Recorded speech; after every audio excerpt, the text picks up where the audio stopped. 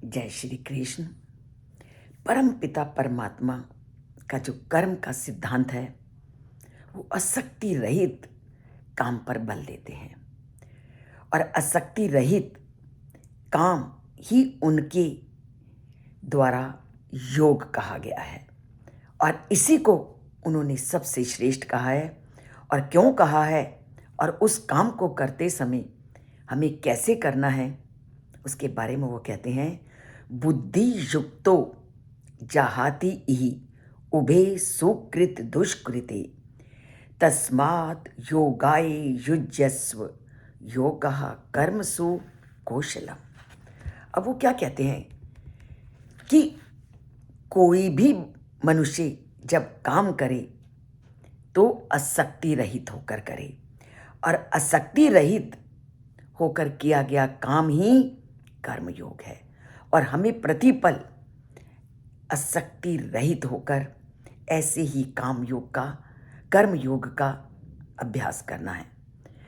और इससे क्या होगा कि जीवन में जितने भी शुभ और अशुभ कर्म फलों से हमें छुटकारा मिलेगा, क्योंकि जब आसक्ति होती है तो हम शुभ और अशुभ सभी प्रकार के कर्मों में लिप्त हो जाते हैं। तो वो इस तरह से योग करने का, योग मतलब जब हम सभी कार्यों से में आसक्ति का प्रयोग नहीं करेंगे तो उनके कथनानुसार यही योग है और यही सभी कार्यों में कुशलता पूर्वक कार्य को करवाता है। तो उन्होंने कर्म योग का ये सिद्धांत बताया, कर्म योग का ये उपदेश दिया कि इस विधि से अर्थात आसक्ति रहित होकर काम करो।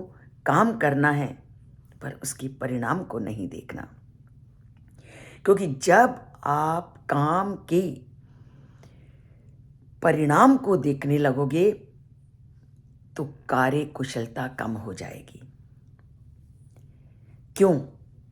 परिणाम के प्रति आसक्ति का त्याग कर देते हैं तो कुछ लोगों का यही मत है कि कार्य में कुशलता नहीं आएगी और ऐसे ही लोगों के प्रश्नों का उत्तर देते हुए परम पिता परमात्मा कहते हैं कि तुम्हारे सोचने का ये तरीका बिल्कुल गलत है कि निजी स्वार्थ के कार्य करने से हमारे कार्य में गुणवत्ता कम नहीं होती, अपितु पहले से अधिक उसमें गुणवत्ता आ जाती है।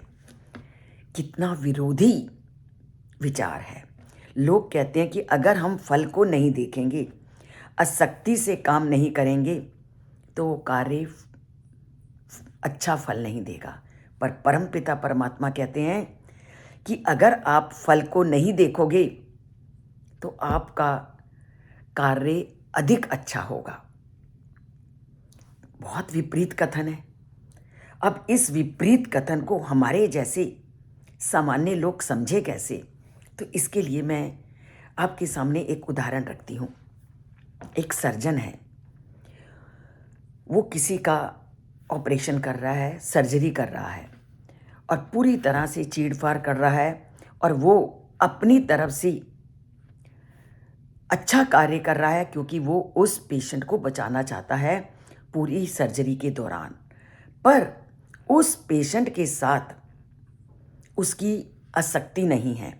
वो प्रयत्न कर रहा है, मेहनत कर रहा है, बच गया तो उसका ऑपरेशन सक्सेसफुल, और ऐसी परिस्थिति होती है तो ना भी बचे तो वो उसका ऑपरेशन अगर सक्सेसफुल नहीं भी हुआ तो भी उस पेशेंट के प्रति उसका लगाव ना होने के कारण वह उसको अपनी तरफ से अच्छी तरह से करता है। पर अगर वो ऑपरेशन ठीक नहीं होता तो सर्जन को किसी प्रकार का अपराध बोध नहीं होता। पर अगर ऑपरेशन में उस पेशेंट की जगह सर्जन का इकलौता पुत्र ऑपरेशन के लिए है तो ऐसी अवस्था में क्या वह सर्जन अपना साहस जुटा पाएगा? वो क्यों नहीं जुटा पाएगा? क्योंकि अब उस पेशेंट के स्थान पर उसका अपना पुत्र है। तो अब उसको उस कार्य में आसक्ति हो गई, उसके परिणाम में उसकी आसक्ति हो गई, उसका लगाव हो गया और उसके शरीर में पूरी तरह से डर फैल गया कि क्या मैं ये ऑपरेशन कुशलतापूर्वक कर पाऊंगा कि नहीं, क्या मैं इस ऑपरेशन को करने के योग्य हूं या नहीं। तो ऐसी स्थिति में उसकी कुशलता क्या हो जाएगी? कम हो जाएगी और वो किसकी सहायता लेगा? किसी दूसरे सर्जन की। क्यों? क्योंकि उसकी परिणाम के प्रति आसक्ति हो गई है। जब जब किसी भी कार्य के परिणाम के प्रति व्यक्ति की आसक्ति हो जाती है तो कभी भी वो कार्य कुशलता के साथ नहीं होता, क्योंकि तब वह नकारात्मक विचारों से प्रभावित हो जाता है।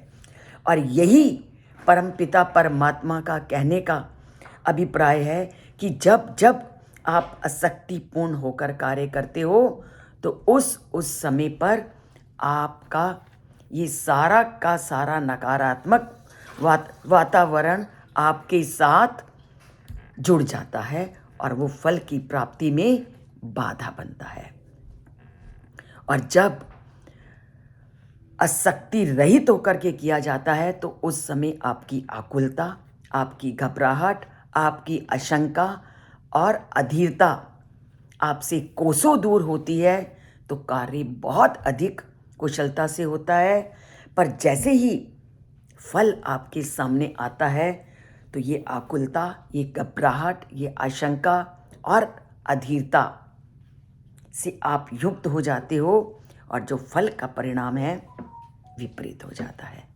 तभी वो कहते हैं कि योग में स्थित हो। योग मतलब कि लाभ और हानि को, अच्छाई और बुराई को, शुभ और अशुभ को ध्यान ना करते हुए कार्य करो। और यही उपदेश वो अर्जुन के माध्यम से पूरी धरती पर फैलाना चाहते हैं कि अर्जुन, तुम ऐसे युद्ध करो कि तुम अपने लक्ष्य को प्राप्त कर सको। तो अर्जुन जब पहले युद्ध कर रहा था तो उसके मन में राजपाट की इच्छा के साथ युद्ध करना चाहता था, पर श्री कृष्ण के उपदेश को सुनने के पश्चात उसने जो युद्ध लड़ा वे भगवान की सेवा थी।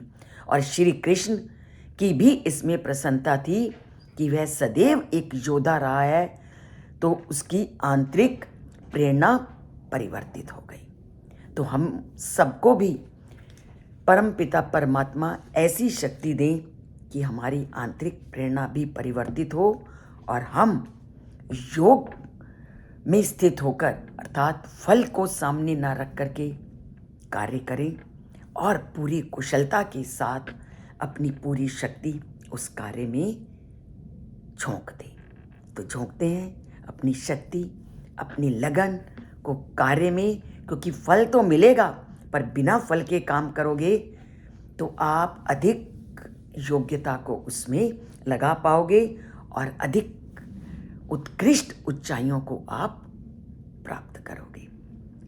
तो ये है इस श्लोक का भाव, योगा कर्मसु कौशलम। तो अपनाइए योगा कर्मसु कौशलम और जीवन को सार्थक बनाइए। अगर चैनल से नहीं जुड़े तो चैनल से जुड़िए और लाइक के बटन पर अपनी उंगली दबाते जाइए, जय श्री कृष्ण लिखते जाइए।